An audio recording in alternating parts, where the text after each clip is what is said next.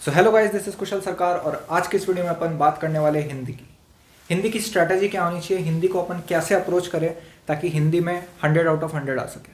अरे हिंदी में 100 out of 100 आ सकते हैं क्या? बिल्कुल आ सकते हैं यार, तुम्हारे सामने खड़े हैं, मेरे खुद आए 100 आउट ऑफ 100, तुम्हारे भी आ सकते हैं। आज खोल के रख दिया मैंने हिंदी को, पर टॉपिक सारे पार्ट वाइज देखते हैं कि स्ट्रैटेजी क्या होनी चाहिए हिंदी के लिए। तो वीडियो को एंड तक देखना, हिंदी की सारी प्रॉब्लम्स आज तुम्हारी सॉल्व।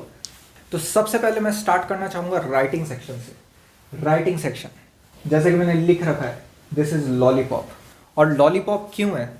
क्योंकि इसमें कुछ करना ही नहीं है, सिंपली प्रैक्टिस से आप राइटिंग सेक्शन मास्टर कर सकते हैं। इसमें रटना भी कुछ नहीं है, इसमें करना भी कुछ नहीं है, सिर्फ प्रैक्टिस करनी है। राइटिंग सेक्शन के मार्क्स कितनी है? 5 5 5 5, ऐसे, लेटर, एडवर्टाइजमेंट एंड मैसेज।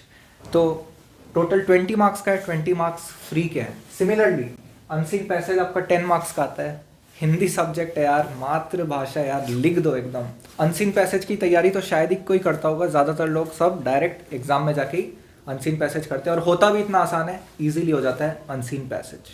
तो राइटिंग सेक्शन को हम कैसे टारगेट करें? सिंपली सबसे पहले फॉर्मेट, जितने भी फॉर्मेट है सबको पहले फॉर्मेट याद कर लो। फॉर्मेट याद करना क्यों ज़रूरी है ये मैं बताता हूँ। फॉर एन एग्जाम्पल मैं नोटिस राइटिंग का एग्जाम्पल लेता हूँ। खैर नोटिस राइटिंग हिंदी में नहीं है, फिर भी अगर आप नोटिस राइटिंग में बॉक्स बनाना भूल जाते हैं एट द एंड, तो आपके 2 मार्क्स कट हो जाते हैं। क्या आप सोच सकते हो 5 मार्क्स में से आपके 2 मार्क्स कट हो जाते हैं सिर्फ आप बॉक्स नहीं बनाते हो तो? इतनी ज़्यादा इंपॉर्टेंस है फॉर्मेट की, तो फॉर्मेट ढंग से करो। सेकेंड स्टेप आता है एग्जाम्पल्स। एग्जाम्पल्स 4 से 5 एग्जाम्पल्स, सॉल्व एग्जाम्पल्स ढंग से पढ़ लो ताकि एक आइडिया लग जाए कि हमको लिखना कैसे है, ठीक है। और उसके बाद क्वेश्चंस की प्रैक्टिस कर लो, 4 से 5 क्वेश्चन वैरायटी की प्रैक्टिस कर लो पर टॉपिक। आपका राइटिंग सेक्शन एकदम खत्म है, आपको कोई नहीं रोक सकता फुल मार्क्स लाने से। तो writing section 20 marks and unseen passage 10 marks, 30 marks खत्म। अब नेक्स्ट अपन बात करते हैं लिटरेचर की। लिटरेचर जो है सबसे ज़्यादा वेटेज का है, 34 मार्क्स का आता है लिटरेचर। अब कई लोग बहुत ज़्यादा डरते हैं कि पोयम को कैसे करें, अजीबोगरीब से पोयम रहते हैं, अजीबोगरीब सी स्टोरी रहती है, ठीक है। तो गलती कहाँ होती है मैं बता रहा हूँ, जब आप बुक खोल के बैठते हो और खुद से समझने की कोशिश करते हो, वो फर्स्ट स्टेप आपका गलत हो जाता है।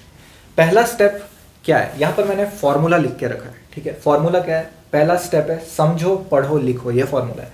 पहले आपको समझना है, और कहाँ से समझना है? यूट्यूब की वीडियोज से, वो भी 5 से 10 मिनट वाली यूट्यूब की वीडियो से आपको समझना है। आपको 10 मिनट से ज़्यादा जो वीडियोज़ है, मतलब ठीक है उतना चलेगा, जैसे 30 मिनट्स 40 मिनट्स की जो वीडियोज़ है उन पे अपना टाइम वेस्ट नहीं करना। जस्ट एक समरी, एक ओवरव्यू चैप्टर का ले लेना है, ठीक है।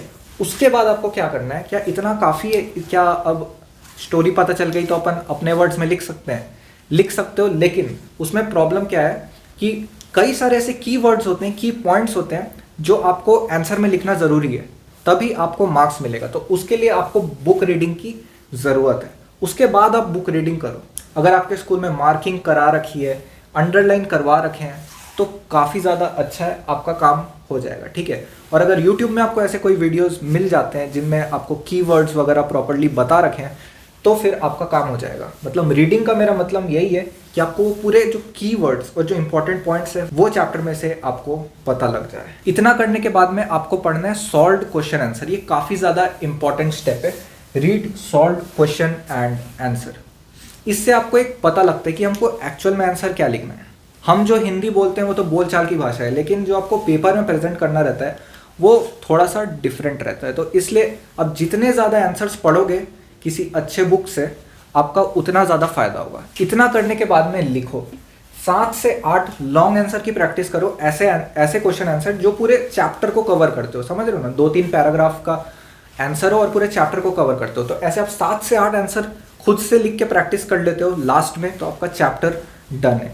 इससे आपका लिटरेचर पोर्शन एकदम डेड है। अब एक चीज़ और आती है कि जो पोएम्स रहते हैं ना, उसमें हमको डिफ़िकल्टी होती है। इसकी सबसे बेस्ट स्ट्रैटेजी है कि जो एक एक लाइन पकड़ के उस लाइन का अपन मीनिंग लिख लें, वहीं बुक में लिख लो या नोट्स बना लो, वो एक एक लाइन का मीनिंग अपन याद कर लें, ताकि जब एक्सट्रैक्ट बेस्ड क्वेश्चन हमको एग्जाम में आए तो हमको मीनिंग पता रहे और अपन उस हिसाब से आंसर लिख सके। अगर अपने को उस लाइन का मीनिंग ही पता नहीं रहेगा तो अपन आगे प्रोसीड ही नहीं कर पाएंगे। तो अच्छे बुक्स में उनका लिखा रहता है प्रॉपरली मीनिंग, तो वहाँ से रिफ़र करो और सारे जो पोएम के एक एक लाइन की मीनिंग याद होनी चाहिए। आपके लिए पोएम एकदम केक वॉक बन जाएगा। और उसके बाद तो मैंने बताया कि अब यही स्टेप फॉलो करो, solve example, solve question answer पढ़ो, उसके बाद कुछ क्वेश्चंस की प्रैक्टिस कर लो, आपका पूरा पूरा लिटरेचर खत्म।